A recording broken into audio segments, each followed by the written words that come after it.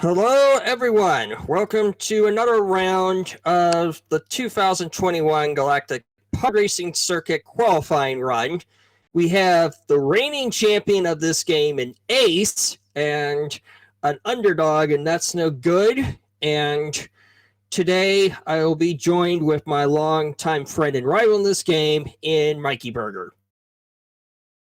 Thank you again, Draco. Yeah, I think this is going to be a highly anticipated qualifying session. I think Nectarn seems to have dropped. I think he had some sort of issue with his setting up his game. I think he had a new computer. He got fried from setting it up. Yeah, so hopefully he'll still be able to qualify in time, because I believe the final day for qualifying is the 9th. That is correct. Yeah, so yeah, this will definitely be interesting. But I think I saw some of acE's warm-ups, so if he's able to do that in this qualifying session, then he should score pretty well here, which is probably what most people would expect anyway. So yeah, acE is the favorite to get first seed, but he has a very tough act to follow in Dumray, who just came out of nowhere to challenge the best pod racers today. Yeah, it was certainly a very impressive qualifying time from Domray. So actually, the current standings at the moment, Domray has a 11:19.9, which is the current best time. And the way it's working with this is we've got the 4 tracks, the first one being Wongaza Speedway. And then we're going to see, after this track, we're going to see Doug Derby, the infamous Grabvine, and then the Gauntlet as well. So they're going to have different amounts of time, longer time for the longer tracks, which my co-commentators just informed me about. So we're going to see 8 minutes for this first qualifying session. And again, the times are the sum of all those tracks added together. So yeah, it's accumulated time, if you like. And yeah, King Bean currently in second place with 11:21, which is 2 seconds off. And then Banana Boat Kid with an 11:28, this is his first tournament. So to qualifying third is definitely very, very respectable qualifying time with 11:28 for him. Yeah. The one that everyone is probably going to watch is Gravine Gateway. Oh, acE just got 39.83 right off, 39.834 right off the bat. Nuts. Yeah, so he's that currently puts him in pole then, if you like, for the moment, at least for this first track. Our timer is actually running forwards as opposed to backwards, by the way. Yes. So, I mean, if we just leave it as it is, then they basically have until it says 8 minutes for the time limit there. But they can always start a run as long as they haven't run out of time. So they can complete any given run as long as they haven't run out of time when they start the run. So they can't start a new run after the time's expired, basically. Yeah, and that's no good as using Bullseye, which is usually the beginner's choice for this track.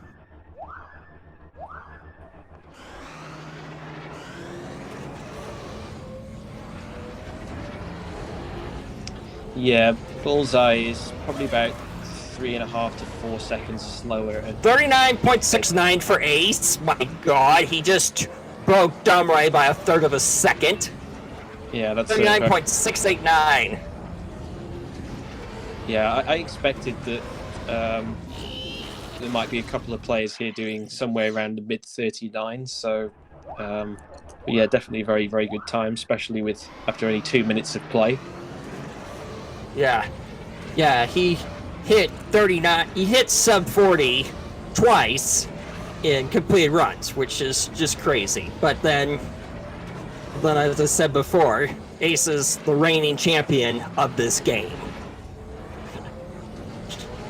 Yeah, he won last year's annual tournament. Yeah.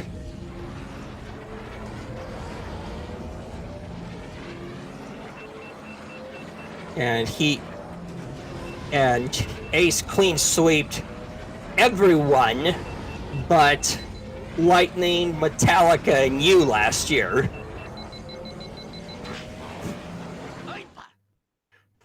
46.325 for That's No Good with Bullseye. That's actually fairly respectable for Bullseye.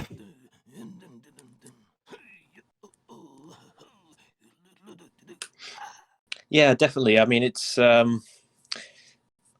possible to go about 3.5 maybe seconds quicker than that, like if you play absolutely perfectly. So yeah, definitely a very respectable time for him.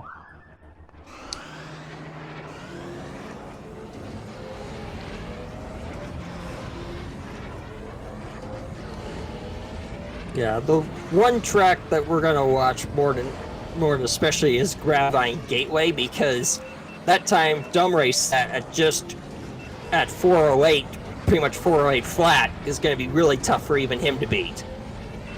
Yeah, one thing I would say as well with the longer tracks, I mean, especially something like Gravine, it's a track where you can really make up a lot of seconds. So it's probably the most important track for qualifying because it has the biggest impact on your overall time. So it's definitely one that you should practice, you know, if you're doing this year's event. Yeah. It's also a radical unique track. It's not almost every track is fastest with Ben, which is what Ace is using, but Gravine Gateway and Far Mountain Rally are so winding, Bullseye's the best. Oh, and That's So Good got 46.003. Yeah, progress for him. So it's third of a second improvement there.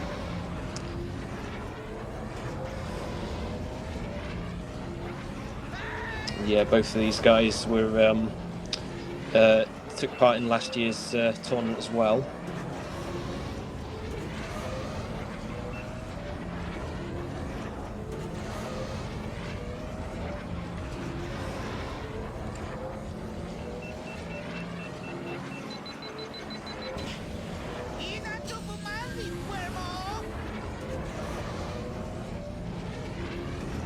Yeah. Yeah, so the second best time at the moment for Mongas Speedway is by Domray, which was a 39.905. And we see another improvement from That's No Good. That's 45.35. That's actually pretty decent for Bullseye. Yeah, because I know Ruder Jansen, who was the world record holder before us when we started back in 2008, he got like, I think, a 44 or something with Bullseye. Yeah, I can't actually remember particularly his times, but yeah, it's actually he's just edged out Cylinder's time there by 0.05 of a second. So yeah, he's 39.67 for Ace, 39.670 for Ace. Okay, so just slight improvement. I mean, he doesn't really need it at this point so much. It's more just for the total, isn't it? So yeah, there's not too much more time that can be saved on this track. Maybe just a couple of tenths, really, at this point. Yeah. Now we're very close to the end of the run. We have less than a minute to go before time runs out. Yeah, that's why we're seeing quite a lot of failures from Ace at the moment, just because he's trying, because obviously he has to push really hard now to try and... Not So Good got 44.975 with Bullseye, which is pretty solid for Bullseye. Yeah, that's pretty nice. I think if I was him, I would probably switch pods at this point, because it's pretty difficult to make much more progress, really, with Bullseye, so... Yeah. Okay, 10 seconds left.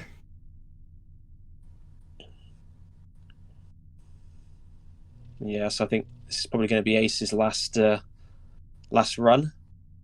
Yep, he started on the buzzer, so time's up. We're just And there we go. We're going to go on to the next track now with that.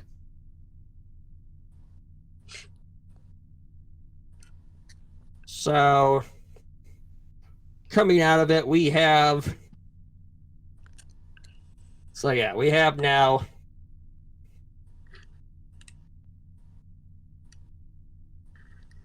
Yeah.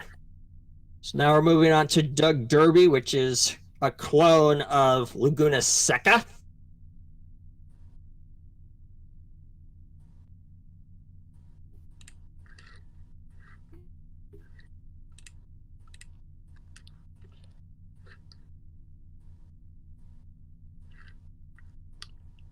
Yeah, the best qualifying time for this track is a 32.3, which is also by Domray. So I think, I mean, I saw some of ace's warm-up runs, I said earlier, and I think I saw him do a 32.0. So if that's anything to go by, then I'd expect him to take this track as well. I think Grabvine will be the most interesting one, I think. Yeah, agree. And ace mentioned Doug Derby and Grabvine Gateway are two of his favorite tracks. Yeah, I like Grabvine as well. It's definitely one of my favorite tracks.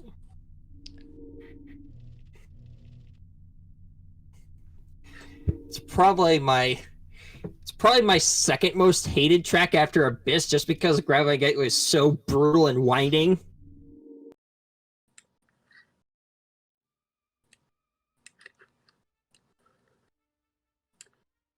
Okay, both are ready, so we can give them the countdown. And I'm going to set a timer on my end. Okay, countdown. 5, 4, 3, 2, 1. Go, go, go. Just attach the links there for anyone who wants to follow the upcoming events. So we've got the link for the annual events, this event, the next qualifying, which probably should be the last qualifying round, and the one as well for a special event which I'm running for David. His schedules on there. There's currently a match scheduled on the 14th of May for that one. So if anyone's interested, then they can keep an eye on those.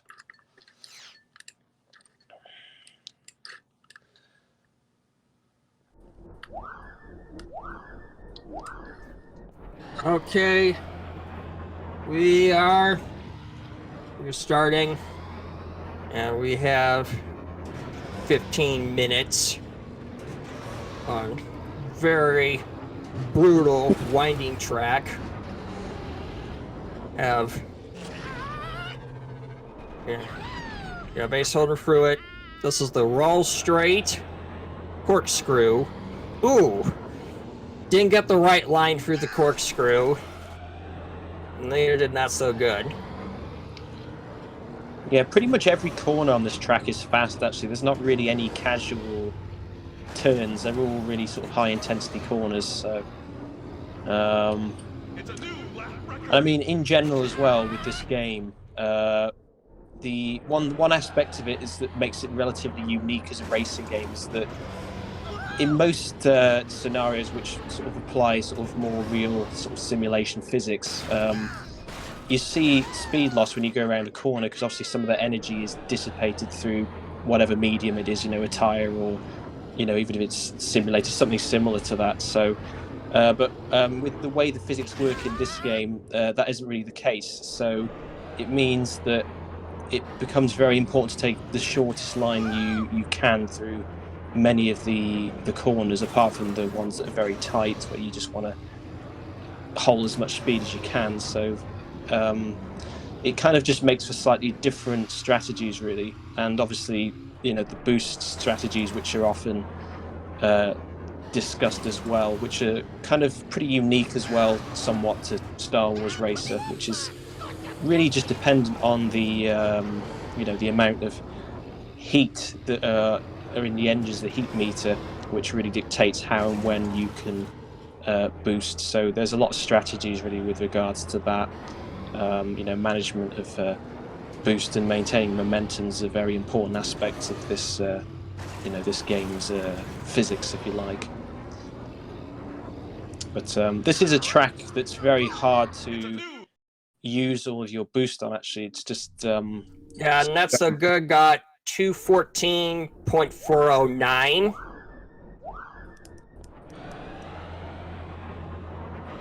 Yeah, so this is like I say, it's definitely a track that you have to pretty much boost at any opportunity for that reason. Yeah, and because Ben's booster is so fast and long, it's extremely difficult for him to max out heat.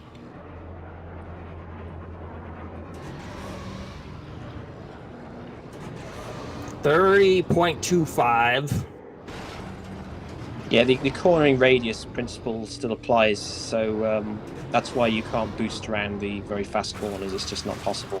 So, but you kind of it's kind of a strange game in a way, because you don't really have too much choice of what speed you're actually doing. You're either kind of doing maximum speed of over 1,000, or you're kind of stuck at this base unit speed, which we see at about 650 odd. So like in some corners you'd want to take them with a speed of like 800, but you can't really do that. So yeah, we got 132.611 for ace.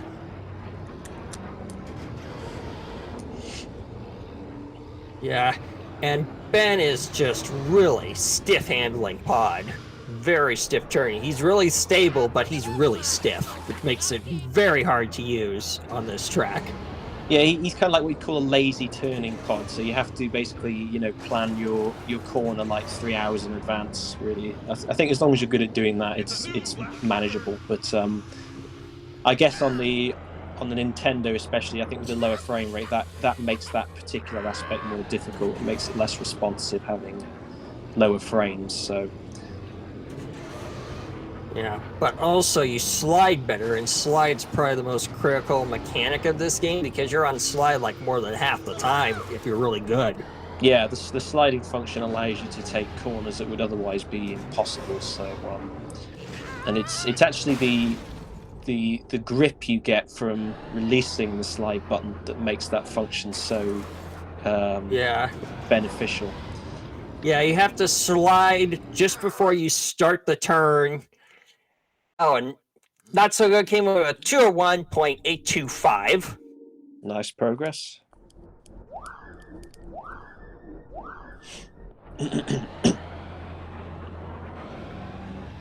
And this is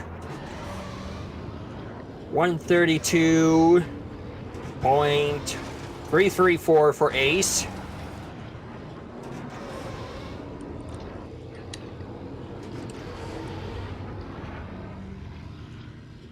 So he has beaten Domray's time by 500ths there, half a tenth. Yeah.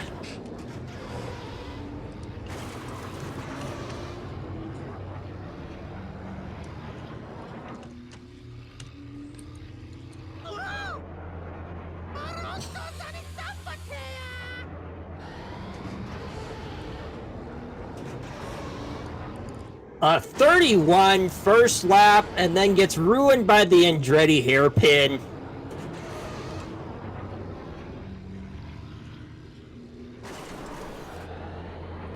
Yeah, so the split time for ace's split time at the moment is currently a 2:12.004, and Domray's is a 2:12.287. So that's the accumulation of the first two tracks we've seen so far.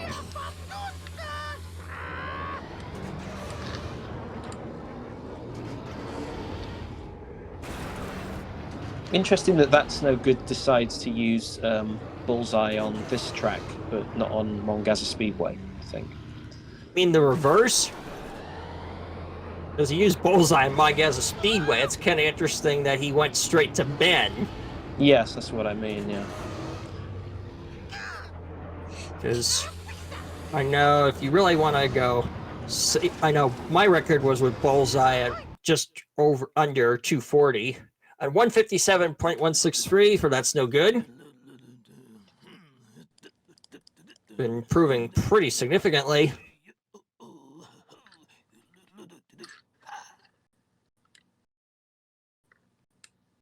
Ooh, that was a close call by acE in that corkscrew.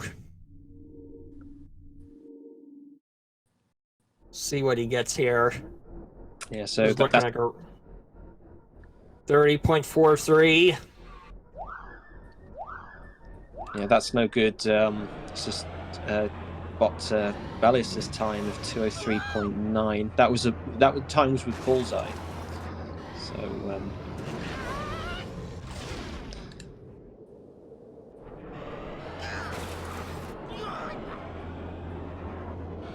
see how acE does here. Oh, 30, 31, 32.10 for acE.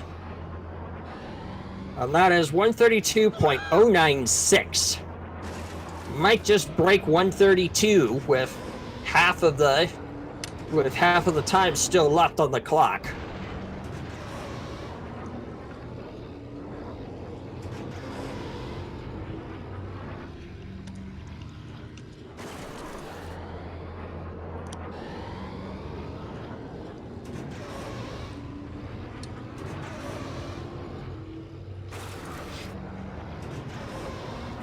Oh! Crashed in the roll straight.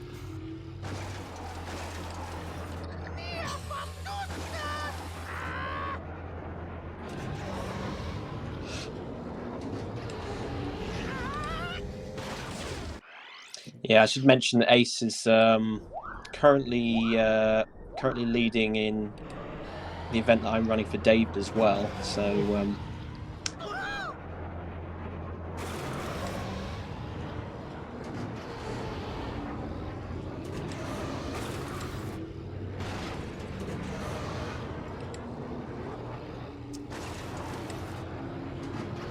31.89. That's a really fast first lap for acE.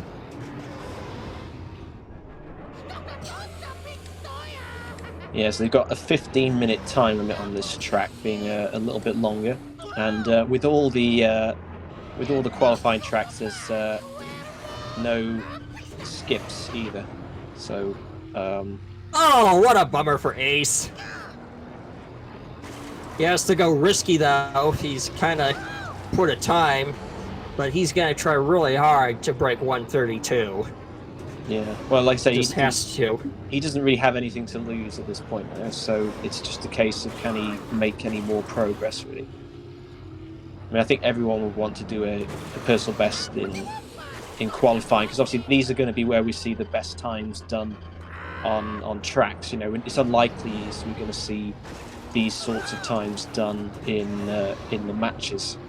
So you know, the records that they achieve on here, I presume, won't count towards the best times for the tournament as such, but rather only for the qualifying session. Yeah, I think so too. Because we did have King Bean Dip PB on Rabbi and Gateway and Gauntlet in his qualifying run, and Domeray, I think, PB'd on those two tracks as well. Yeah, that was a very good first lap from acE, that last lap. So this is definitely quick enough to be a 31. Yeah, it all depends on this lap. And here we go. 29, my God. He's on pace to break 132. Yeah, he used an extra boost there, actually, so it's interesting to see how he will manage that on this lap.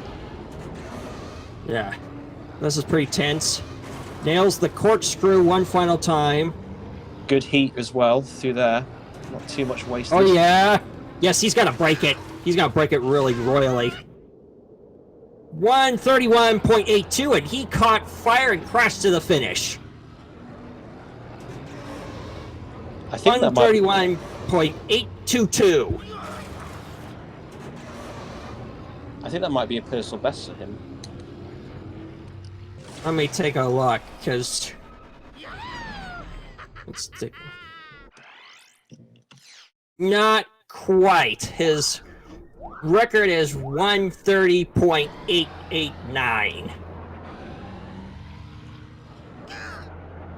But with no skips. Oh, that was with skips. Oh, with skips. Oh yeah, without skips. Without skips, his record is 131.960, and he just set a full track world record there. I didn't expect to see a world record in tourney this soon, but we have.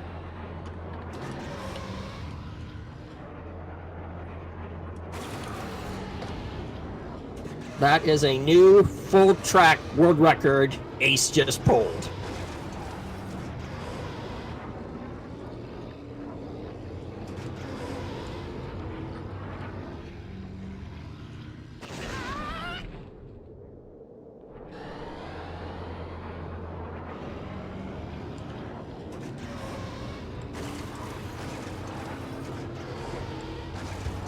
I guess he's going to finish with that. I mean, he could try and go a little bit quicker if he wanted, but I wouldn't be at all surprised if he just leaves it at that now.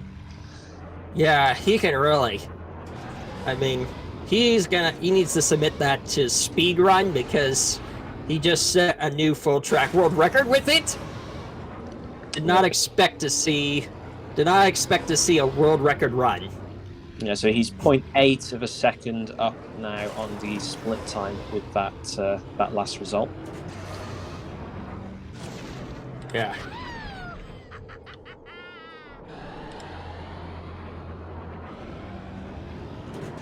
I mean, like you say, Grabvine's really the big one because I mean it's a track where you could easily lose a couple of seconds. So he still needs to do well if he wants to take pole. He still needs to do definitely very well on the last two tracks, but it's certainly within Ace's capability, I would say. So yeah.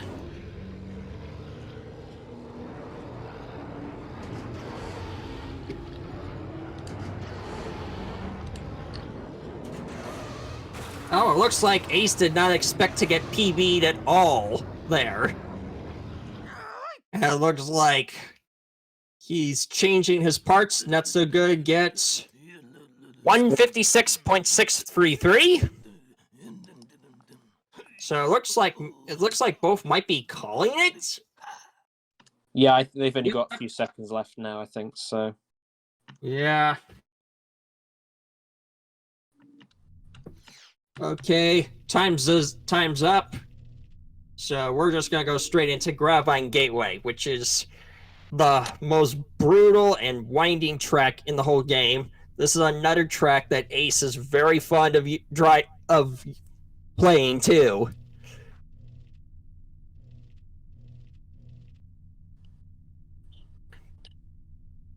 It's a radically unique track, and as you can see with Ace, Ben is not the fastest here. It's Bullseye Navoir.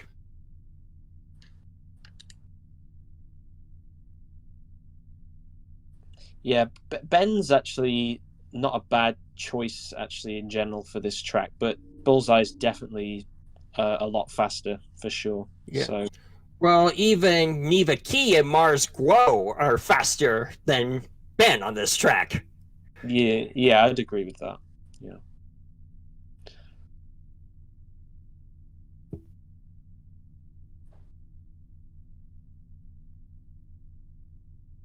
Yeah, I think trying to play Ben's pod to the max on this track would be extremely difficult.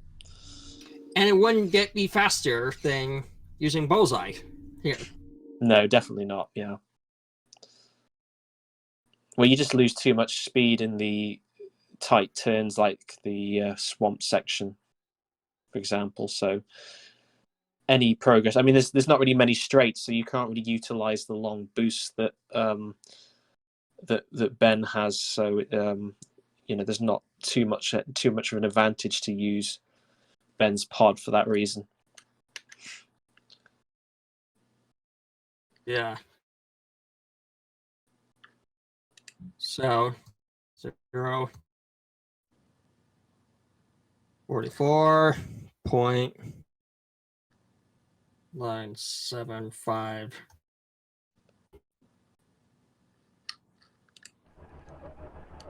So, okay, it looks like both players are ready.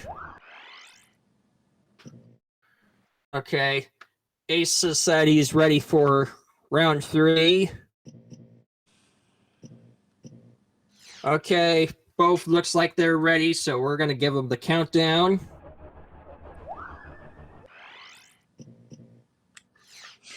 Yeah, so the last 2 tracks, they're going to have a full 30 minutes, with which is almost still not enough, actually, for a track like Grabvine, potentially. It almost like a little bit more, almost. Countdown has been given, and now we're going to have 30 minutes of the hardest track in the whole game. And Ace and Dumray have just been really grinding this track as of late. They managed to put the world record at 4:05, which is absurdly hard to do here.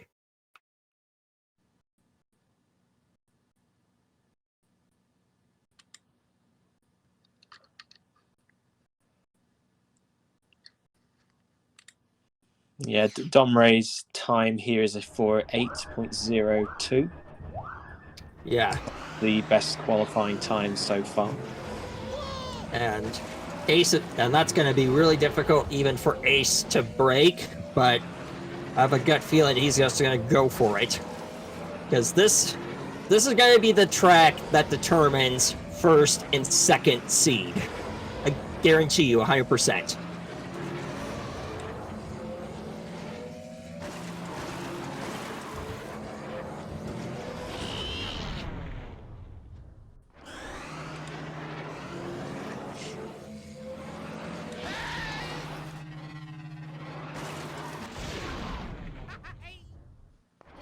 Yeah, so they are into their runs now, so practice has been done.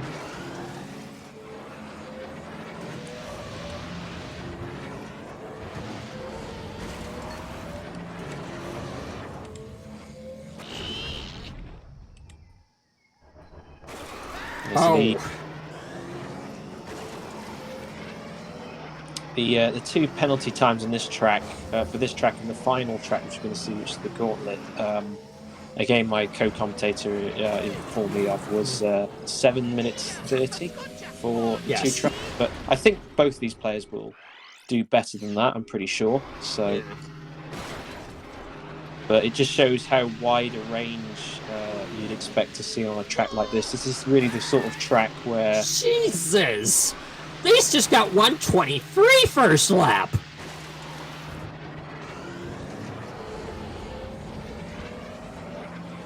That's just insane! Now we're coming up on this part that only occurs on the second and third laps, this Quake shortcut. And, oh, little bumpy for Ace, but he's known for doing this track really, really well. Yeah, I think he lost a little bit of time on there, unfortunately. But I mean, even so, I mean, his first lap was probably on pace for sort of 4:06 or so. So, yeah, we'll have to see how his second lap goes. Yeah. Yeah. Because if he beats Dumray's time on GVG, Ace is going to get first place seed 100%. Up! That did not go very well. Oh, dear. Yeah, he just... And that's no good. Just doesn't even bother with the shortcut. Yeah, there are obviously ways to lose time other than crashing as well, as Ace has just demonstrated. So, yeah, it's just a difficult track. It's such a long track, and there's so many tight sections that it's very easy to make small errors like that. Yeah. He's at 123 for his second lap. This is that Quake shortcut and that swamp really cost him some time. Oh, that cost him some time too. So Yeah, he's probably still on pace for 4:11 or so, I would say, if yeah, he can get a very clean final lap. So yeah, but he's not beating Dome Ray's time with this run. no, but I think it makes sense for him just to get a very reasonable time. I mean, it's not really outside something that's worthwhile for him, so I agree with him continuing the run.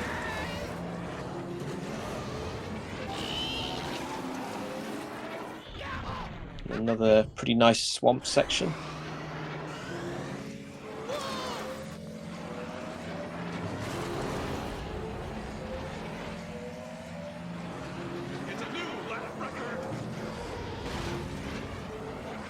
Looks like a 410, 409, 409.977. That is just slightly slower than King Beam Dip's record. So Ace is now in 3rd place for Gravine Gateway.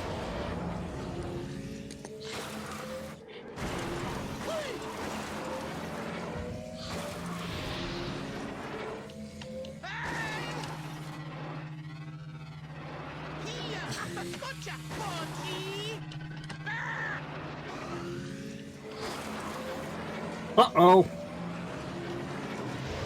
But that was not looking like a good start for Ace to begin with. And that's no good. Going into his final jungle. Oh! Yeah. Ace just has to go risky now. Yeah, Ace, with that last grab by run, has secured him 2nd place, from what I've calculated, so 621.469. And Domray, at this point, was on a 620.309, so he needs to find another 2.5 or so, really, to lead. Agree, but he's known for being able to do this. This is pretty much one of his favorite tracks. I remember talking to Ace, and he mentioned Gravine Gateway was one of his top 3 favorite tracks. So this guy knows this track very well, and is probably going to go faster if he can. Yeah, I think anyone who is serious about pod racing should love this track, really. This is kind of the pinnacle track for defining what pod racing is, in my opinion. No, I agree. It is such a radically different track from every other track because of the strategies involved. It's one of the few tracks of the game where you have to use the brakes.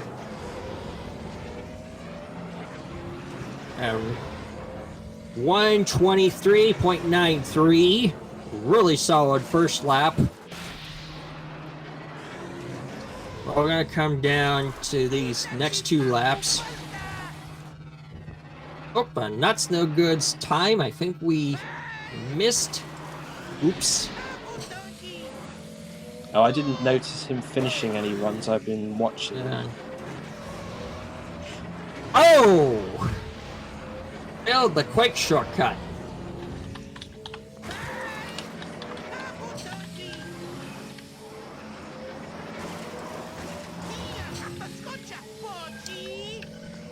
That was not a good bog. He's restarting.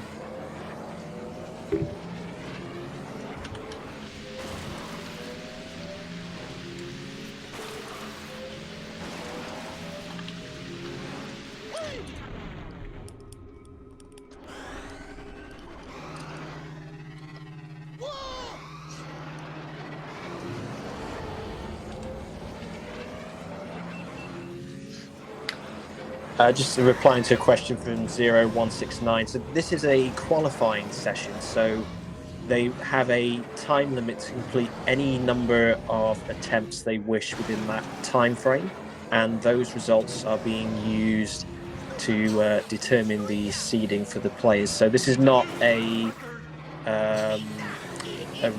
match race as such. This is just a qualifying session. So And actually, if you just scroll up, you can see the links that I've attached earlier. You'll be able to see the upcoming matches at a later date when they will be coming in shortly. So you can actually you'll get the opportunity to see some one-to-one matches there where players will gain points and so on. So, Oh, Ace really duffed his. Oh man, he should be restarting. 124. He still has a chance. He has to really nail these next 2 laps. Yeah, he's taking these slight bonks that are not helping him. yeah, it's a second behind. It's doable actually. He just needs, like you say, he just needs to play pretty much perfectly now at this point. That was a very solid quick shortcut by him. Yeah, nice line through there, definitely. Yeah. Yeah, you want to take the first part of that corner as tight as you can. That allows you to get a good speed on the exit.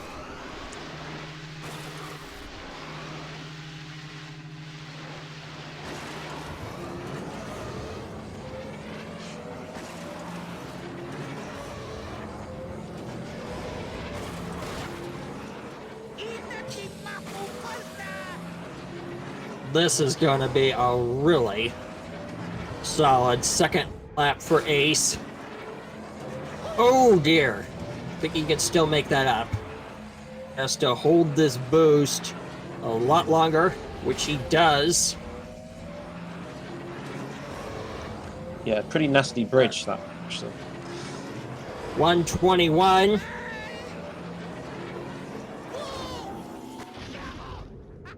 Yeah, high heat going into lap 3, so He nails this 3rd lap. He's on a 407 pace. yeah, I would think probably he would get like a 122 if all goes well for this final lap. That would be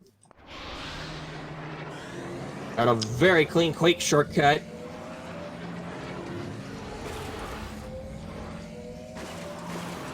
Yeah, that's no good, deciding to avoid the shortcut, which probably saves about 2 seconds if you can do it quickly. Yeah, and it's only really useful with a pod with great agility. Oh!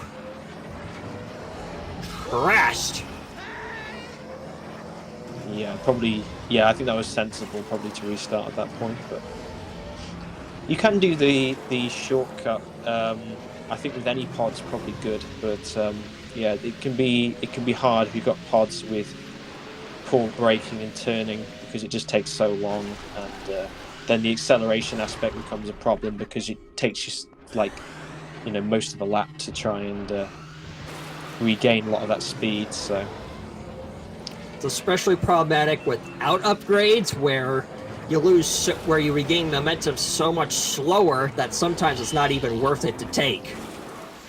yeah, like you say, your speed, your base speed accumulates with time, assuming that you don't slow down at any point. So I mean, obviously, on a track like this, you have to brake, but certainly for the tracks where it's not necessary to brake, it can 552.742 for that's no good.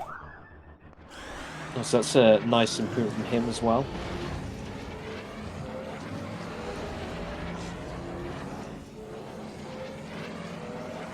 Yeah, I didn't catch the milliseconds from him actually. I caught it. It was 0.742.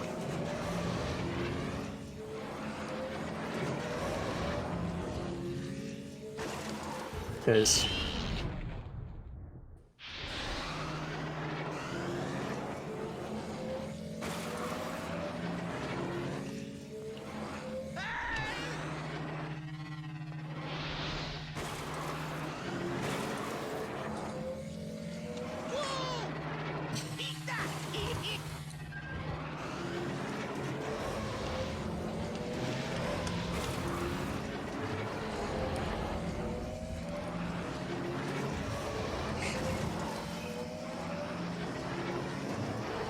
Really solid swamp for Ace. Exit at 102, which is really solid.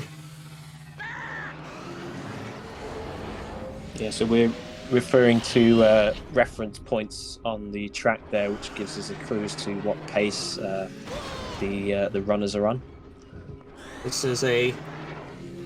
Yep, it was a 123.84 for Ace first lap. Now the question is, can he nail the next 2 laps, which are much harder because of that Quake shortcut. Yeah, he's been consistently getting sort of high 23 laps for the first lap. So oh, that was a very quick and solid Quake shortcut by Ace. Yeah, I think 370 was his speed through there. So that's.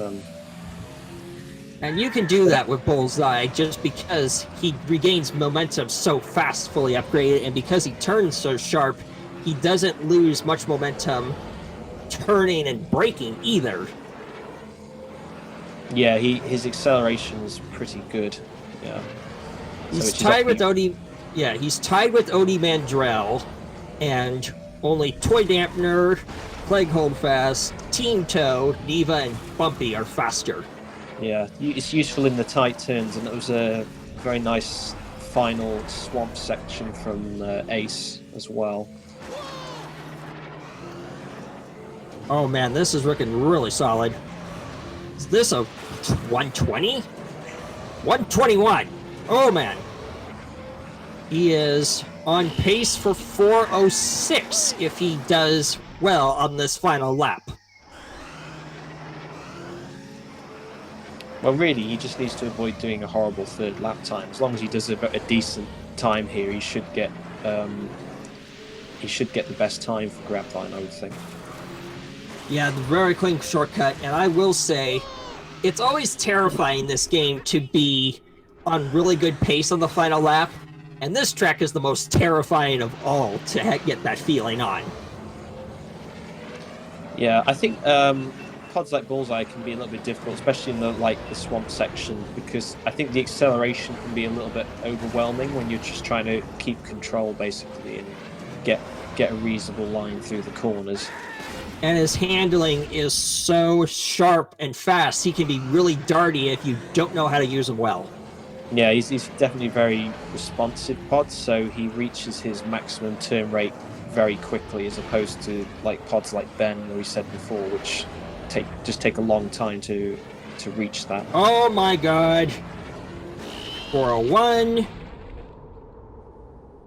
He just gets... He got 408.16, so he's now 100th of a second off of Dumray, and that, I think, pretty much guarantees him first seed with the margins he gained over Dumray on Doug Derby and Montgaza Speedway. 408.156.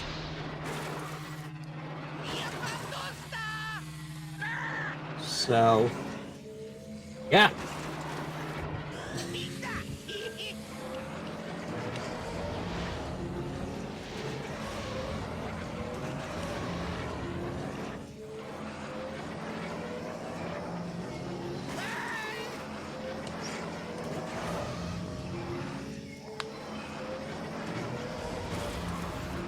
Yeah. At this point, Ace has no choice but to go flat out aggressive. Yeah, he's up about 7/10 from Domray, so I mean, yeah, it's very impressive really, considering the difficulty of these tracks. To think there's only 7/10 of a second between the 3 tracks that have just been run there, but ooh, that was a bad angle he got. Yeah, King Bean actually has the best time for the gauntlet at the moment, Yeah. 59.2. Domray with a 4:59.6. So 7/10 up. Oh, that hurts, for that's no good. 550.819 for that's no good. But Man, that must have been pain. That is such a painful crash. Yet you crash right before the final lap, and we've seen that a few times happen during qualifying this time around.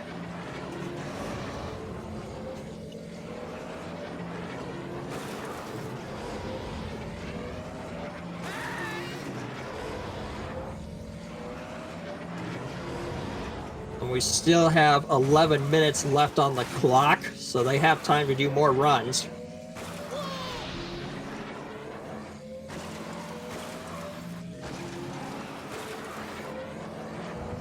.102 Swamp exit.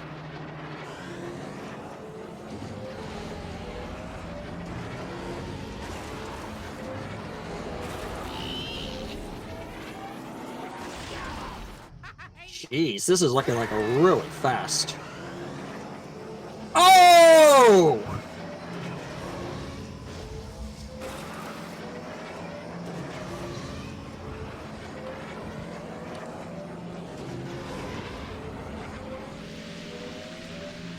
So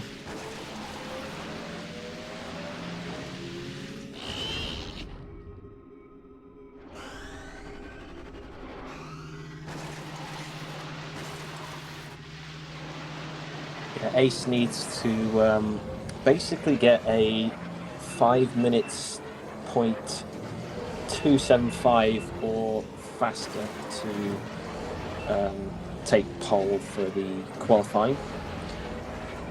So yeah, he still needs to get under 5 minutes actually.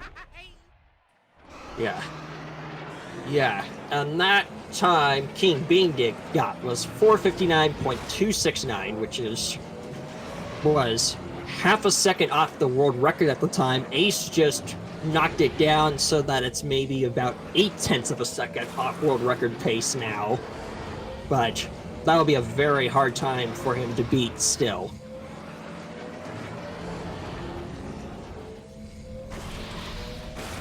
Yeah, so I mean, obviously, you know, if Ace wants to take top position, it will be a lot easier if he can make further progress here on Gravine in the next 10 minutes. Yeah, 9 minutes to go. We have potentially 2 full track runs if everything goes well from both of these players. And oh!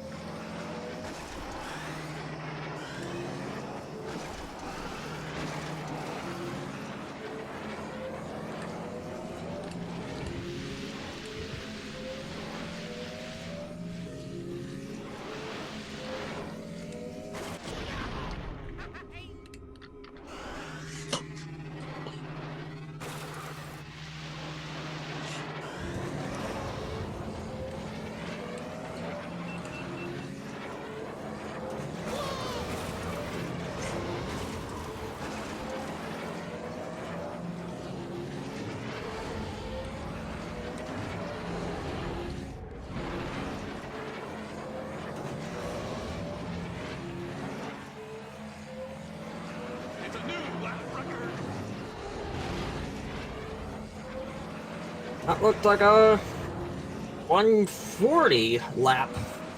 141. Yeah, and 102 at the swap. He's very consistent on this first lap. Yeah, it's nice progress actually from That's No Good. I think I saw him do around, I think it was 208 I saw for one of his first laps. So, you know, that's pretty decent improvement. I'm wondering actually how many players have actually practiced the tracks they're doing. I think maybe some of the players are just rather learning it as they play, perhaps. But certainly good to see progress. Yeah, but this track is probably the hardest one on it. It's going to have the biggest margins between. It's going to have massive margins. Ooh! I think you can still make that up.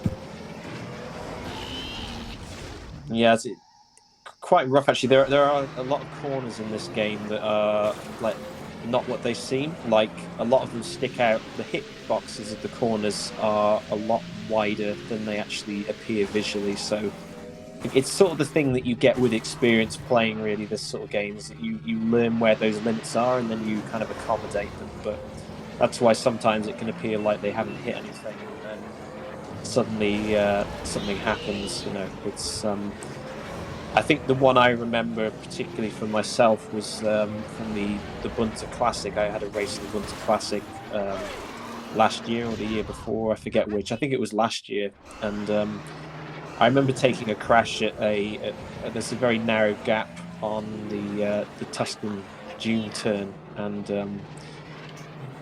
it you know, sort of surprised me really. I didn't expect it. I mean, because obviously I'm very familiar with the game, but yeah, occasionally it can still catch you out occasionally. The hitboxes for the pods are also pretty janky too, apart from Mars Glow. Yeah, that's true. And actually, I was just saying there, that's no good. Made a 5:36 there for 3 laps. So that's a full 14 seconds quicker than his previous time.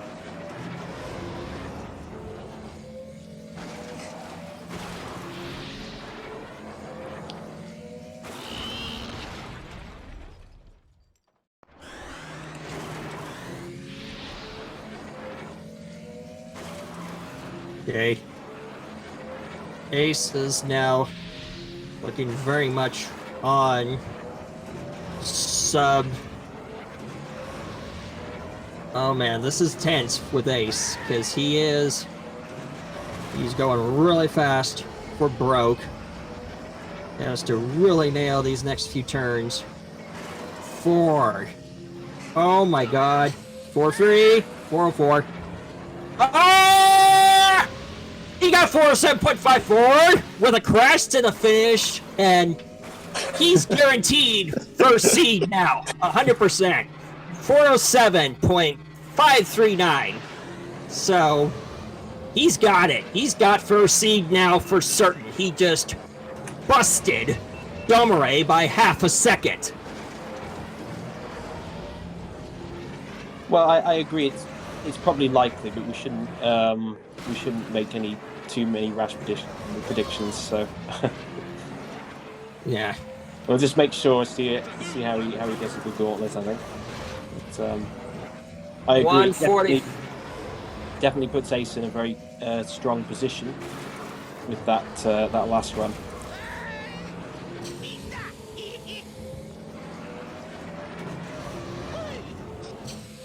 And this, if he does well, will be his final attempt.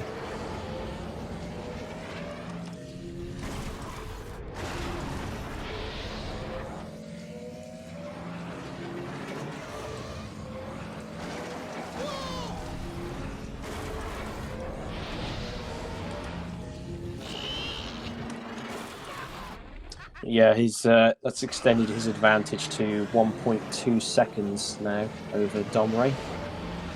Yeah. If he could get 5 minutes flat and beat him dumb right now. Yeah, he needs a 450.891 to take pole.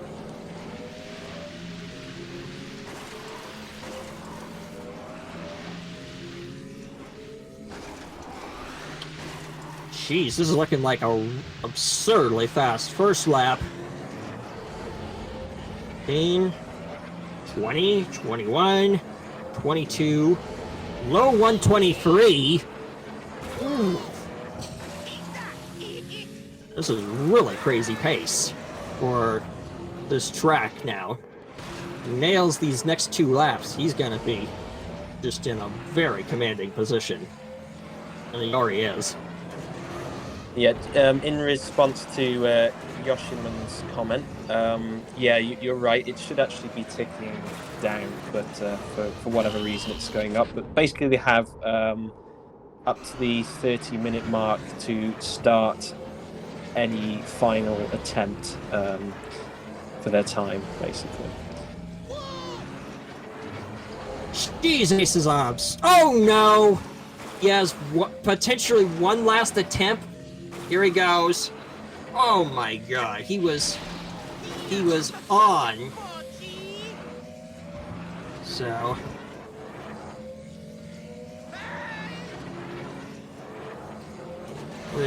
we have 90 seconds left.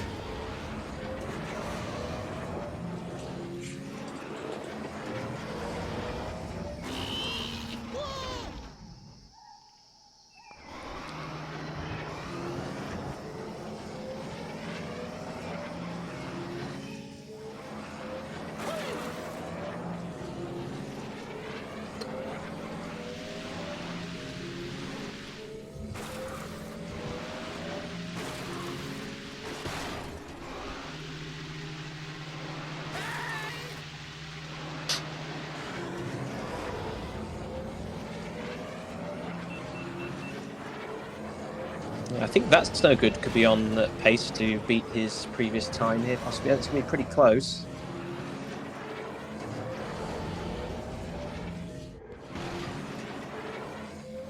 Five for him. 5:22.33, and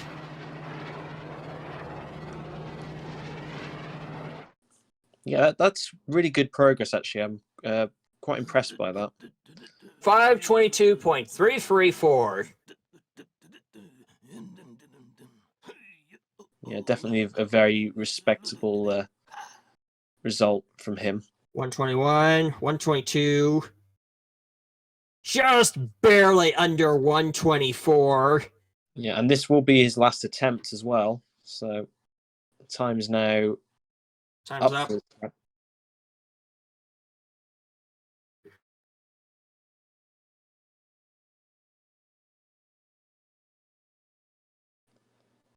Gonna have to do an additional boost here. Yeah, got a fairly quick shortcut. Yeah, that was good actually. I think it was over 400 actually speed. And there goes. I think we're both calling it. So Ace has a 407 with a crash to the finish.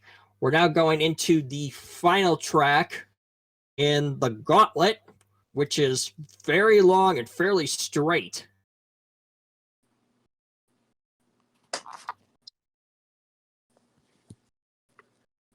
Yeah, it's a slightly simpler track, really. And I think, as we've said many times, really, it's probably a track that, apart from perhaps the last tube, it's probably doesn't really belong in the Galactic section of tracks. It's not a particularly difficult track, although it does have the off-road section, which can potentially catch you out a little bit. I mean, it's not dangerous or anything, but it's certainly a place where, if you're not expecting it, you can lose a lot of time there just because you're not able to boost once you're on it. So you have to boost before it, and you have to plan and use your boost over that section. So obviously, if you've used a lot of boost leading up to it and then you can't use it over that section, that can cost you quite a lot of time there, because you end up basically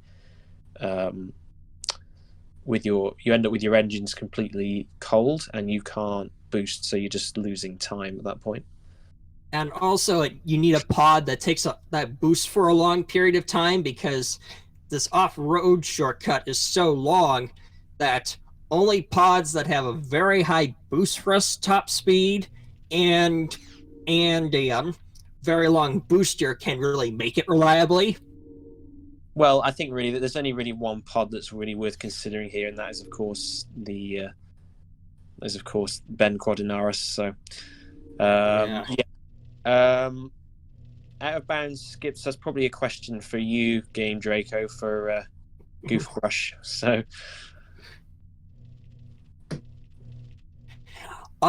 it depends. There are some skips that are out of bounds, but I know Doug Derby has one.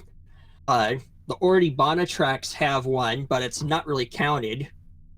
But someone has to we have to restart the game, and I know those are the out of bounds ones, but a lot of the skips are just glitches. I know the Gauntlet has an out of bounds skip in this Rockwall ride, which will blow you up if you do not make it in time. I think the out of bounds timer is like 5 seconds.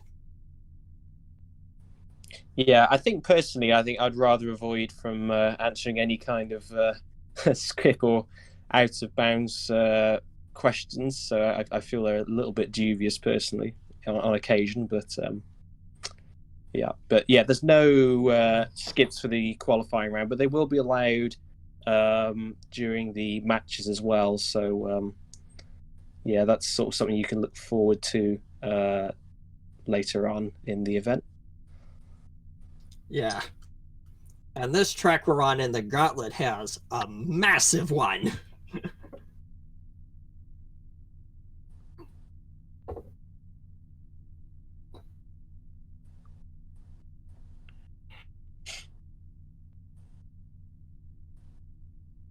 Yeah, so just as you go to the off-road section, there's a wall in front of you which is possible to ride. I mean, there are several skips actually in the same area, but they all compose essentially of jumping over the wall to the right and then landing on the track below, which cuts off like 75% 80% of the overall track length. So it's a pretty significant skip.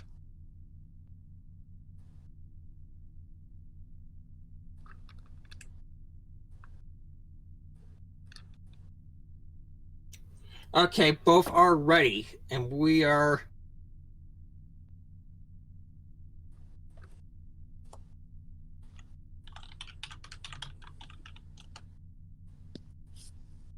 Countdown has been given. This is the final track. Ace at this point doesn't really need... He just needs to get 5 minutes flat, and he'll get first seed. But he recently knocked down the world record on this full track to like 458.322 or something like that.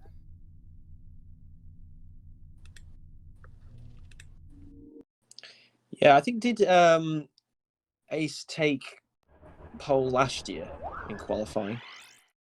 He took pole at the very last run of the very last track in Abyss. Yeah, I think it was very close, I believe, between Ace and Kingbean, I think, if I remember correctly.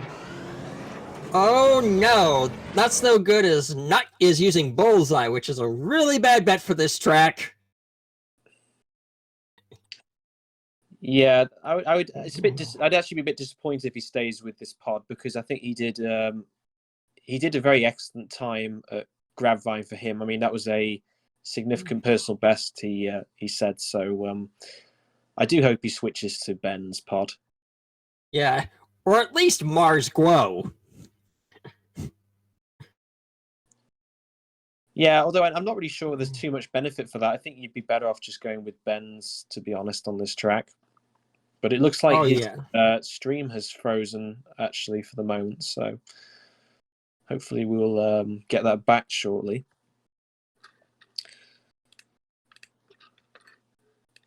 But yeah, another 30 minutes for this final track in the qualifying.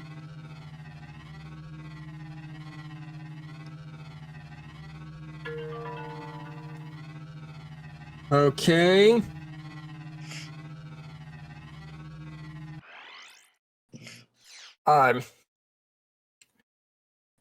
It's a very...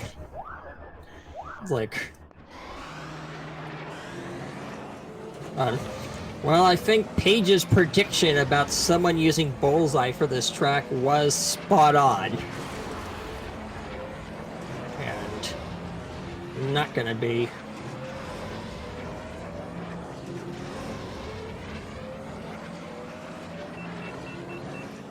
140? That did not look like a 140 lap. That looked a lot slower. Oh, and that's no good. Gets hit by one of the asteroid fires. Knock, it was Doug Derby, I believe, was the world record. I don't think it was a world record on Grand Final. I think it was 4:05.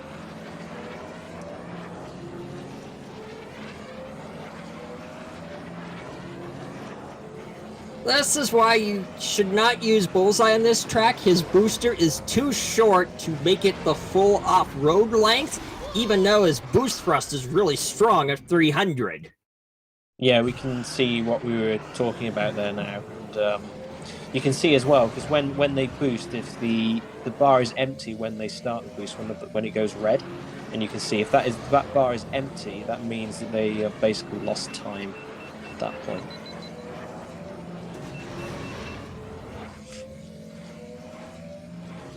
You see acE is using the wall ride on the left side. I know it's seen him do the one on the right side as well, where you jump the track. Just allows you to get a slightly better line going into that turn, so it's not quite as tight.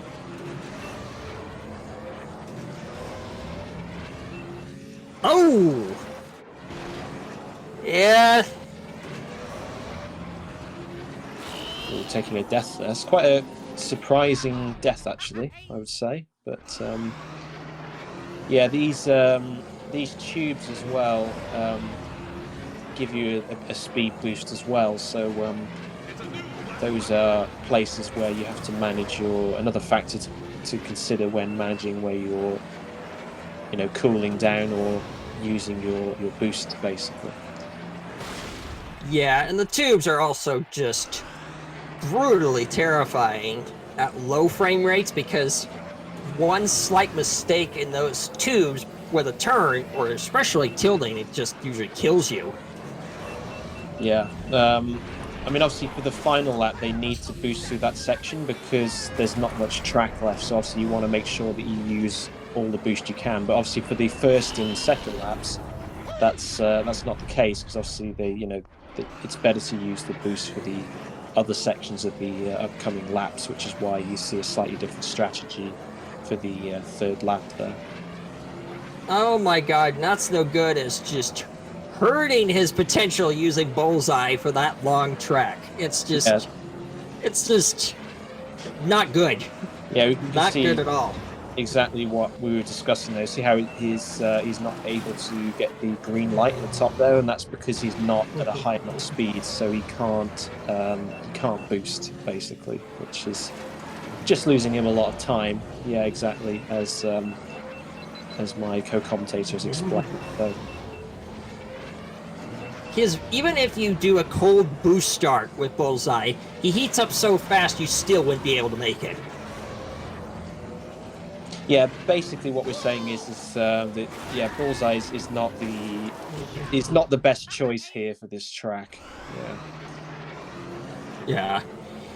Like, the best pods for this track, Ben's obviously the best, but Bowls and Mars are also really solid too, because they have the combination of a super long booster and a very strong boost thrust to boost all the way down that off-road shortcut without having to take a break. Yeah, Bowls is definitely the second best pod for this track. There's not really any question about that. Again, yeah, for that reason, the higher boost thrust and the longer, well, actually Mars has a longer boost, but Bowls is just extremely fast, and actually his cooling, I think, is slightly better, if anything. So,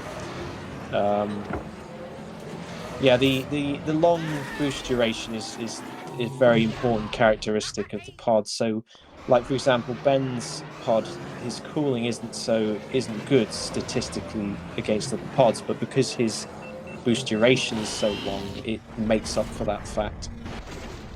Yeah, but also with the pods fully upgraded, all the pods heat up faster, slower than they cool down, apart from Team Toe, which is tied, Neva, Bozzy, and Gascana, which still heat up faster than they cool down, even fully upgraded.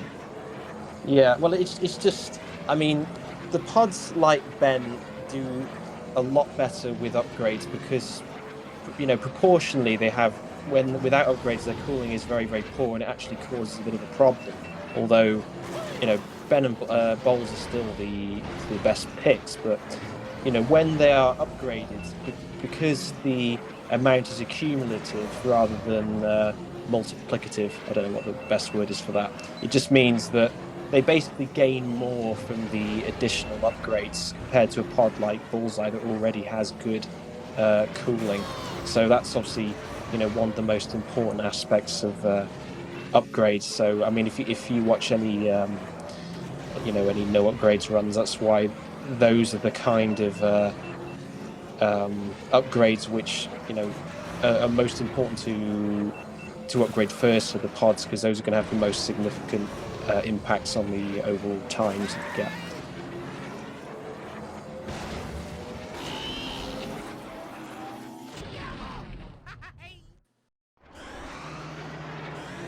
Yeah, it's 30 minutes for this final track for qualifying.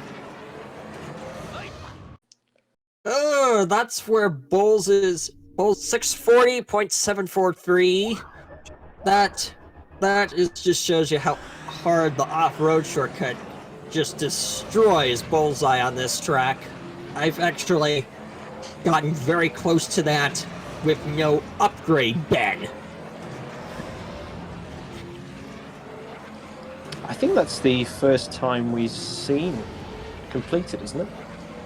That's the first time we've seen completed, yes.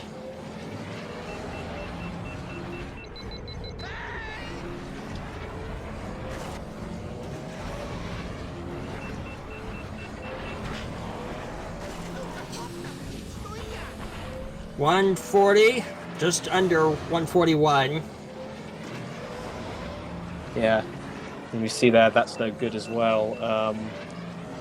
Just hitting one of those when you do on this track and you play on it's the same actually on the Bunter Classic. You get the Tusken Raiders shooting at you, and it lands with like fireballs, and when you hit them, they're very, very slippery. So you can either end up catching fire, which means you need to press the repair button, and obviously you can't boost while you have an engine fire. So and as you know, as well as that, you know, just losing time and often just losing control as well, because obviously it makes it very, very slippery. So it's like driving through ice basically when you hit those. And there is ice on the Ando Prime tracks, and man, that can be really tricky.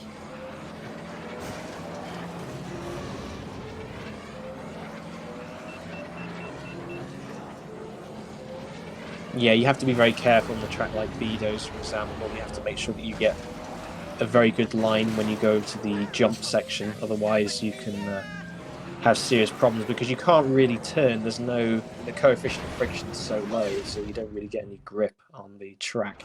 So you can't really rely on that type of cornering, you know, which you get basically on a dry circuit as such, or just circuit without ice on it.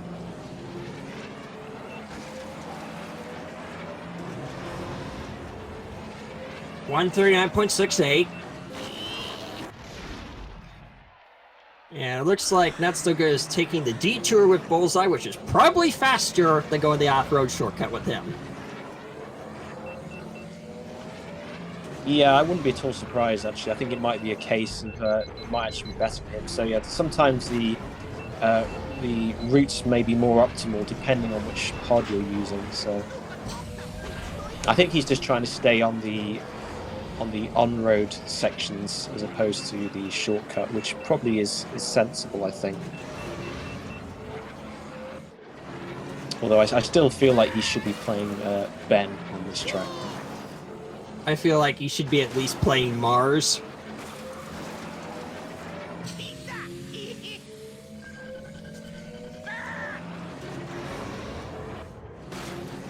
Well, yeah, there's not really any really tight corners, so I don't see there's too much benefit from playing that many other pods really other than Ben. Yeah, but Mars's boost duration is just... Mars has decent handling, but also has a very long boost duration. Okay. Ace is approaching his final lap.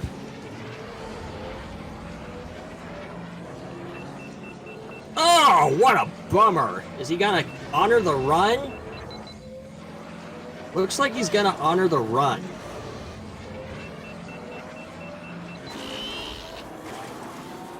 And 503.89 with a depth. 893. So yeah. So I mean, this is why we shouldn't say that it's over yet, because obviously at the moment, Ace still needs to find an additional over 3 seconds actually to take pole. So he's not there yet, and obviously we are nearly at half time. So he could do with getting a clean run at this point.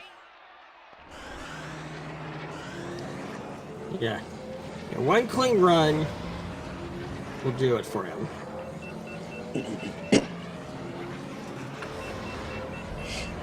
So that's no goods on his final lap as well.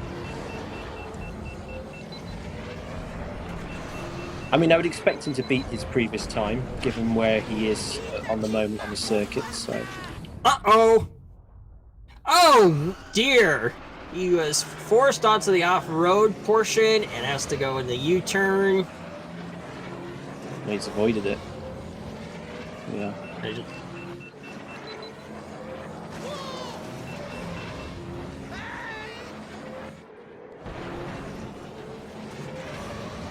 Yeah, I saw him go around the fireballs though, which probably is quite a good idea actually, I think, given the route that he's using. Because I think I don't think you lose any speed by doing that. So, it's not like, I think you can still keep good speed there, so that's probably a good strategy.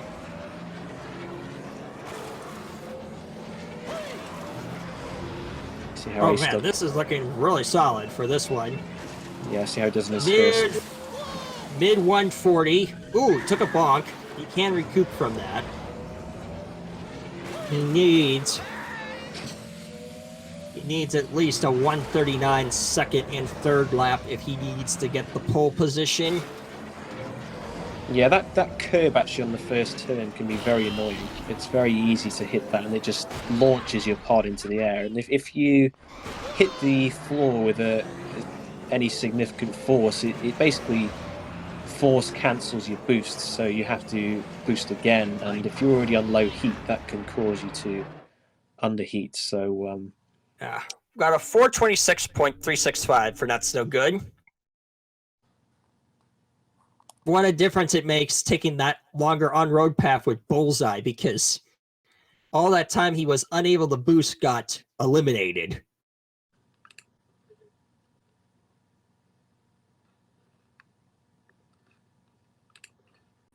He needs to come at or under 320 if he really wants to stand a chance of getting first seed on the gauntlet.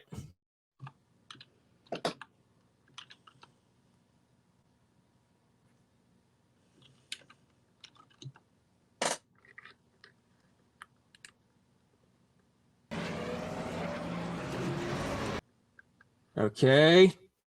15, 16, 17, 18, 19. Okay. He's on pace for it. He needs a really solid final lap.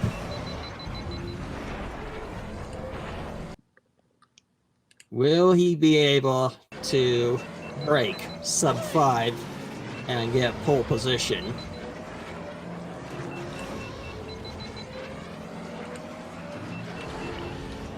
Okay.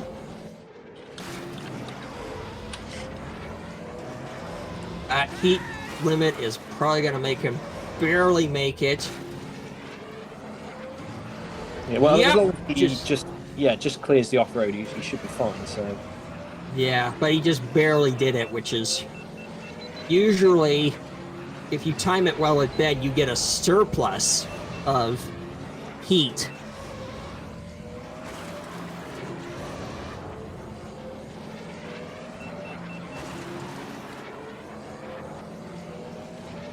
yeah, this is looking fine at the moment. So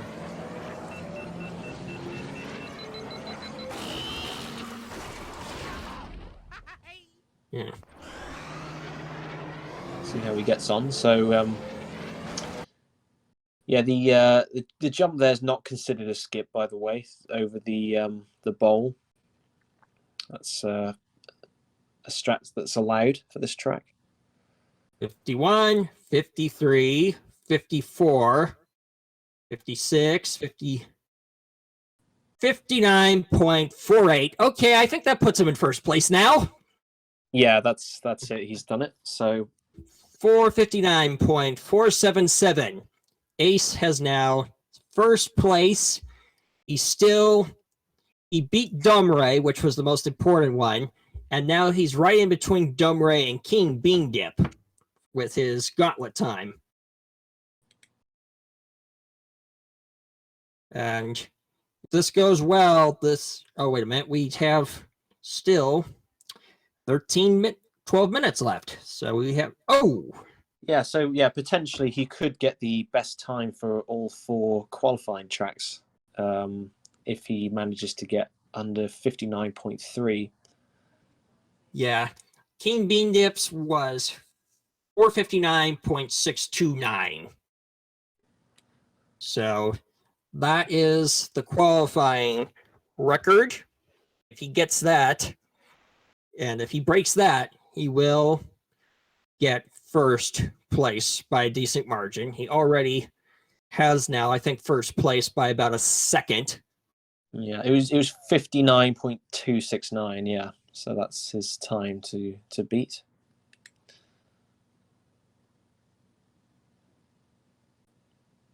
Yeah, the timer should be going down. It's just that for whatever reason we haven't been able to do that. So they basically have up till the 30-minute time limit to start their final attempts for this last track for qualifying.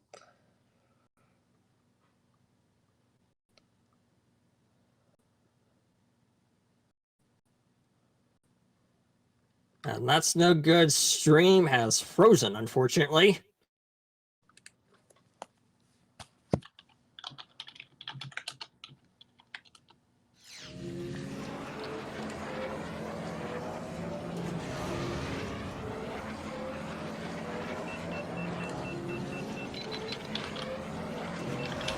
Oh, he's taking the new route. He took the new bull jump. Yeah, I guess it's a little bit more risky because obviously you're quite a bit higher on the jump. So, but obviously if he wants to make progress, he needs to go for slightly riskier strategies now. So,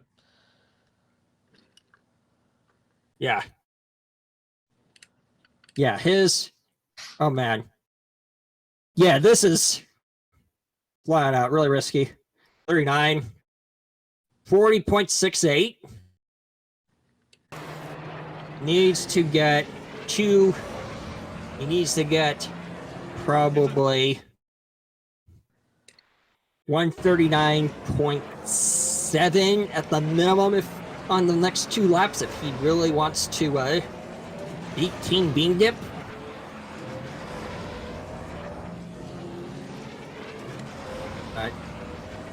But if Ace beats King Bean Dip, he can just quit while he is ahead.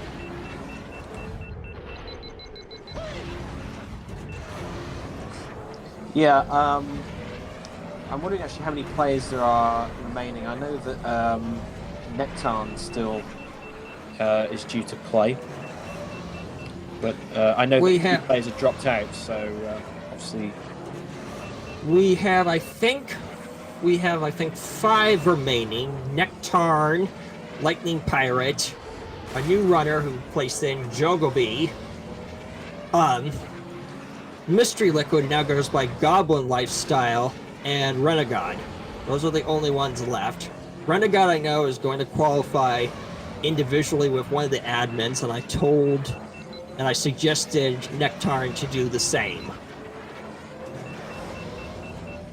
yeah, I don't think I've ever seen Renegade play actually, but I believe he's a very good player from what I've heard. So that'll definitely be interesting to see how he gets on in his qualifying match. Yeah, he's pretty solid on Ando Prime Centrum.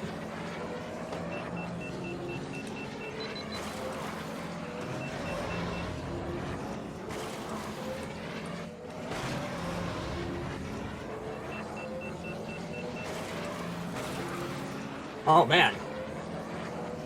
Not so good. It's probably gonna... Come on. Oh, good. He repaired the warning. And that's a 609. That's a new PB for Not So Good. 609.150. Yeah, it's a great result with Bullseye. I just wish you'd switch to Ben. I wish he would just even switch to Mars.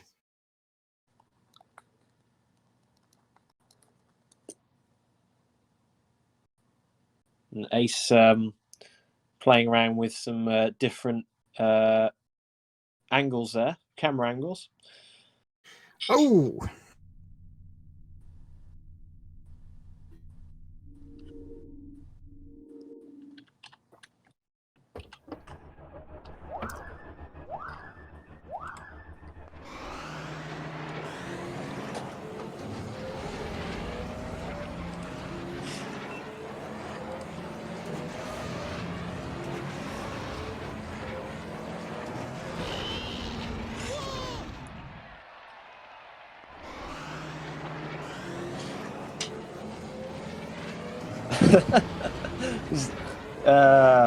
I don't know, King Bean. I don't actually eat as many. I used to eat quite a lot of burgers when I was younger, but now it's I think it's just a name that's stuck really more than a food thing. Although having said that, I am fond of burgers.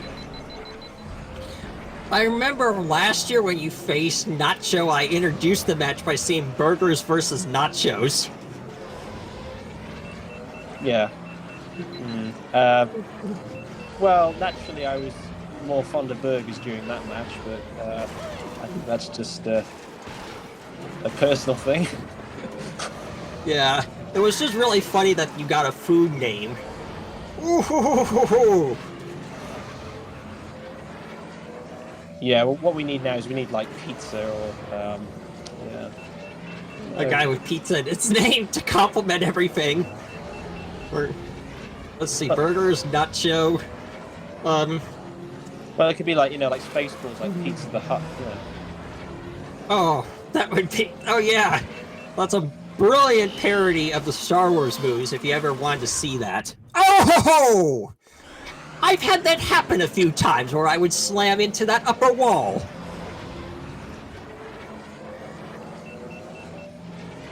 Yeah, well, it's like a launch ramp. It's just designed to smash you into the wall, isn't it, basically? Yeah, my experience with that, the tube, I would say the gauntlet tube is probably, objectively, probably the hardest tube of all the Uvu 4 tracks, because you have a rotating gate on the entry of that tube, which tempts you to tilt, but tilt is really dangerous to the tube, so it's not really good to tilt in them. And then if you don't exit at the right angle or at the right pitch, it tends to either slam you into the ground and crash, or hit the wall like he did.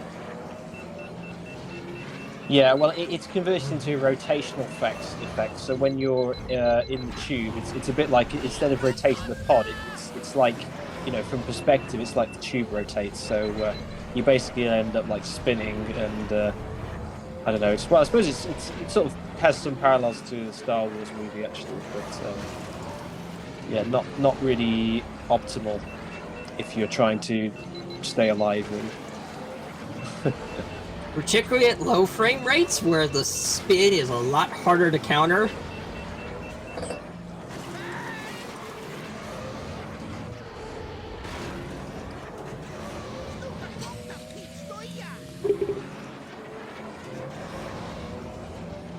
Yeah, Ace is just going flat out for the really risky strats now. Oof, he took a slight bonk. He needs to do something to compensate for that. He needs to hold this one all the way, which he does. Looks like we're just going to make it on time as well. Looks like it's coming up now for, I think, 4 p.m. EDT Eastern Time, so probably I guess we'll have a little bit of time for interviews possibly at the end. I'm not so sure. We're on the main SpeedGaming channel, and this usually tends to be the busiest one, so it really depends on what happens. Because at the moment, at the current pace, if Ace continues with this run and completes it, he will go slightly over time.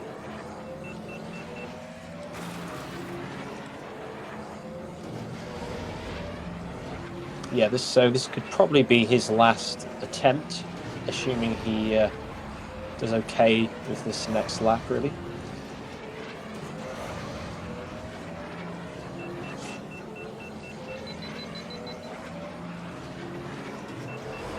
King Bean asks you, Draco, what's your favorite dragon? Dragon?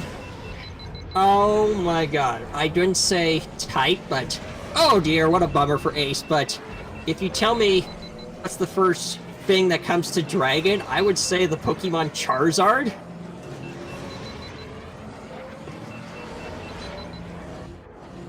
Just being honest, I mean, to me, Charizard is just the character that is the thing I associate with Dragon now.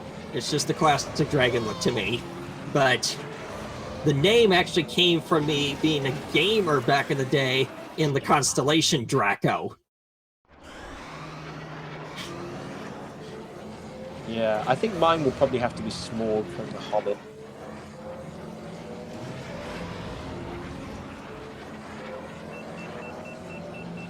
Yeah, and Pokemon is actually how I started gaming. I mean, I go back to the very beginning in 1998 with Pokemon.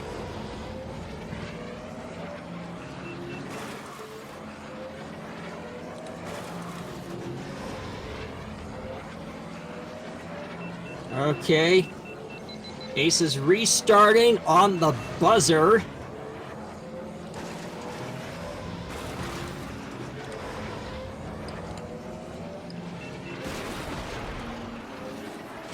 That's no good. Is not going to make his time. Now we have 30 seconds left on the clock. 29. I think Not So Good is calling it. And looks like now I'm just going to just say to Ace, time's ups. Okay. And Ace's stream has frozen. I have no idea what's happening. I'm not so sure if he's restarted. What the hell's going on with the stream? Sorry for the cursing. I just had that go out of my mouth. Okay, we actually have time for interviews because there is an hour. There is an hour, so we can do interviews this time, which is nice. Have both. We should probably invite our players in here then. Oh, not quite.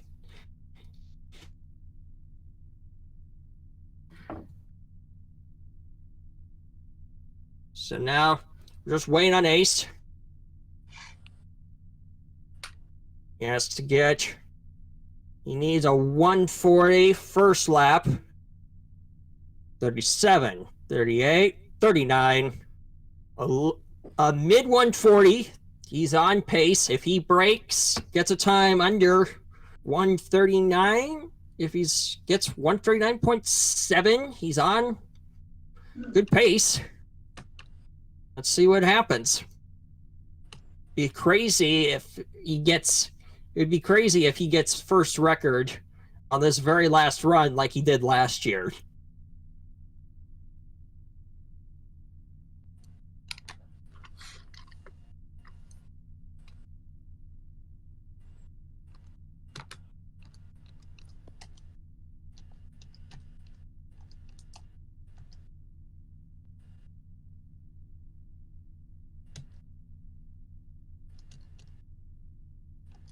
He has to nail everything perfectly at this point.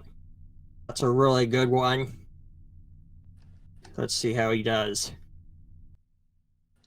He's going for the riskier strat. Is he going to do it? Oh, he nails the toilet bowl.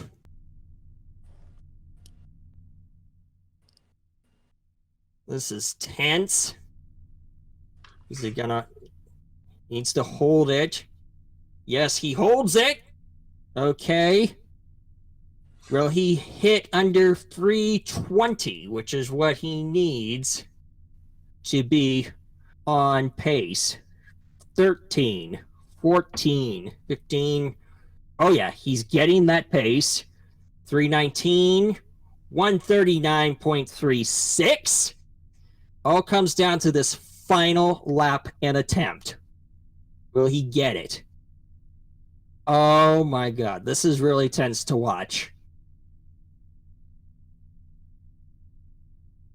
Yeah, well, he's already got pole actually, so it's not like it's essential or anything. But obviously, for I'm sure he would like to try and get some kind of record if he can. Yeah. Yeah. Because it is. That was very close to the wall. Yeah, he's on a pace. He's on pace. Can he just make it? It's just, this is really, really tense. Oh my god. He gets it. Does he nail this toilet bowl one last time? Yeah. He does. Yes, you. Oh my god. Time at the moment, so yeah. He's on pace to beat his time and King Bean Dip now. Will he hold it? Yes, he does. Can he get to the... Okay. That's the question. Here we go. Come on. 450, 51, 53, 54, 55, 56, 57. I think that's a new world record. 458.32. 458.319. The last run, I think he just shattered his own world record. The record he posted on speedrun is 458.944, and he just beat that by 0.6 of a second, over half a second. Insane way to end.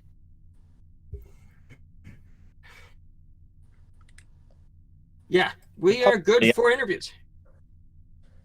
I think he might have a low 58 actually on his channel, possibly. I'm not 100% sure on that. So we can ask him when he joins us in for interviews.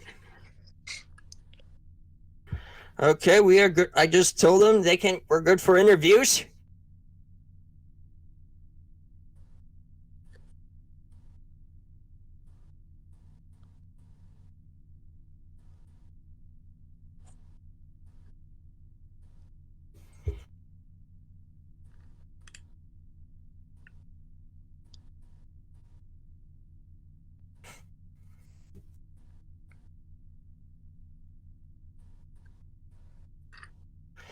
Hi, not so good. Hello. Man, you improved significantly over all the runs, all the tracks you did. Yeah, probably helps that I didn't practice. Well, actually, that was going to be a question I was going to ask you: is had you done any practice for this event, or like were you just happy to sort of jump in and see how you get on? I've played the game before this event. I actually did go back and replay every single track, but that was pretty much it. I was like, yeah, oh, I remember this. Then it sort of became like, oh, I remember why I didn't like this turn. Oh, I remember that turn. Yeah, that was the turn that now I get this bit. Like, I did it all before, and I'd have like, yeah. Well, obviously you're in last year's tournament as well. So, like, do you feel like you've made progress since last year? Or because I mean, I feel personally like you played. I mean, obviously the tournament's not done yet. We're obviously just starting, but I feel so far what I've seen is that you played pretty well, compared to last year. So it's good to see. I think on this, what was the track? The Gateway. I think normally I was around a 6 minute something on that track, and then it was just kind of like, okay, we'll aim for sub 6 minutes. Okay, well, we've got sub 6 minutes, so we'll keep going down, I guess. All right, I didn't even know I could go this fast. Okay. Yeah, I think Right. you ended up with a 5:22 at the end of it. So, Yeah, like 40 seconds down. Well, where are they going from? oh, it was significant. Yeah. So, yeah, definitely good to see that. So, I guess you probably feel like it was a good training session for you. Yeah, let's go with that. Yeah. And Ace, what's up with you breaking 2 full track world records in qualifying? Yeah, it was pretty nice for sure. On the As- gauntlet, I would say it was down to the new strat, of course, but I didn't expect to PB on Duck Derby. Also, GG's too, that's no good. Yeah, GG. I have to agree with Mike, definitely. I think you're making good progress, so keep it up. Yeah, it's Ace, a bit different now. Because I used to play online with a mate, but he's not able to do that anymore because of all different technicalities. Yeah. Strange person. well, I assume you're both happy with your performance today. I mean, Ace, like, was that actually your best time at the gauntlet? Was it? Yeah, I beat my previous best by like 4 milliseconds, so yeah, it was. Oh But my god! then 4 again- thousandths of a second! Yeah, it was pretty close. But then again, the new strat isn't really refined yet, so pretty sure we're going to see a 457 at some point. Probably not Yeah, too far in the future. I had a feeling it was close to your best. I think I had a quick look at your channel yesterday, just leading up to qualifying. So I had a feeling it was around about 58.3. So yeah, it was good. Always good to see. I mean, obviously, you know, your Doug Derby time. I mean, you've got to be pleased with that as well. Yeah, for sure. I didn't expect to PB by a whole 10th. So that was actually kind of surprising. And I'm curious now how far that could be pushed. But yeah, that's a question for another day. But yeah, obviously for the moment you're you're on pole position, so congratulations for that. Thank you. Yeah, it was just insane to watch seeing you on Doug Derby. I did not expect a full track world record, and this is like, and it feels interesting to me because this is the only time I've seen a world record happen in tournament outside of Lightning last year. Yeah, that was also very cool to see Lightning getting the record last year. And it was in the bracket match, so he only had one try. So I was going to say, yeah, being kind of in a match environment, and obviously with something risky like skips, it was always good to see. That was a very brave effort. I think it definitely the bravery award for. For sure, yeah. He did that versus me actually, and he obviously took that track off. That was pretty cool to see. Yeah, but yeah, I didn't expect it at all. We expected, but I had a feeling you would get first seed once you clinched Gravine Gateway by about a second. Yeah, that was the make or break track, really. It always was. So yeah, I'm pleased that I got what I wanted, and now I'm very much looking forward to the group stage and yeah, the turn in general. So it's gonna be good. Yeah. Yeah. Same match to watch. We watched two world records, 2 full track world records today, and that's no good. You improved so significantly from last year, and even in between the runs, it was insane. Yeah. I think it's good to see qualifying in general as well. I think it was definitely a good idea to have those as a way to see the players. I think that's just made up some really high quality races that we get to see that we'd often would otherwise be less likely to observe, obviously, because obviously players are going to play a lot safer, as I've said, generally in other settings. So I think it's definitely good to see. Yeah, I agree. Qualifying kind of shows off the how it looks like when players actually go for PB attempts, when they go really risky and they try all they have. So Yeah. And, good to see. and that's with Gravine Gateway to a T. Yeah.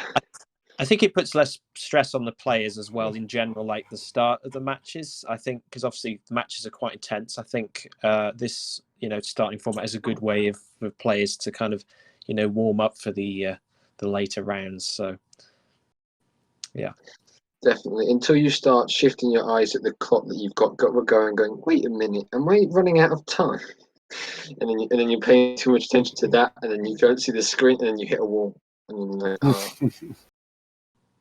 that wasn't my plan. yeah, probably the best strategy is just to check it after every race, because obviously once you start a race, there's no time limit to complete any given run. So.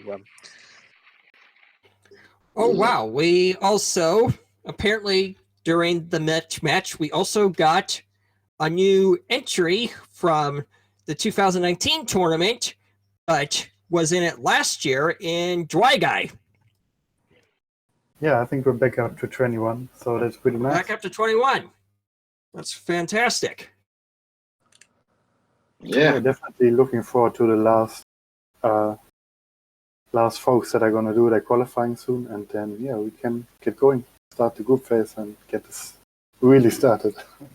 But thank you. I want to definitely thank you guys for commentating, and I want to thank That's Not Good for racing with me.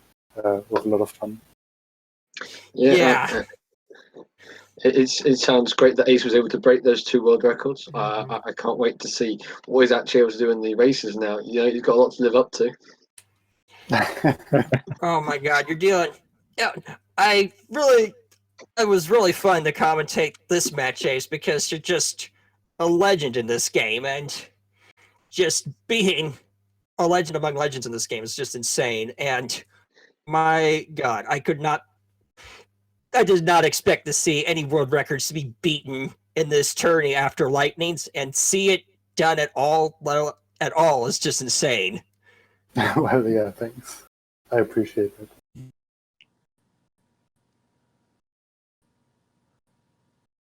So, yeah, I think we're good. Yeah. Yeah, unless anyone has anything else to say, I think we can probably wrap up. Yeah, I think we can. Just a good game, and it was nice to be here. Yeah, I agree.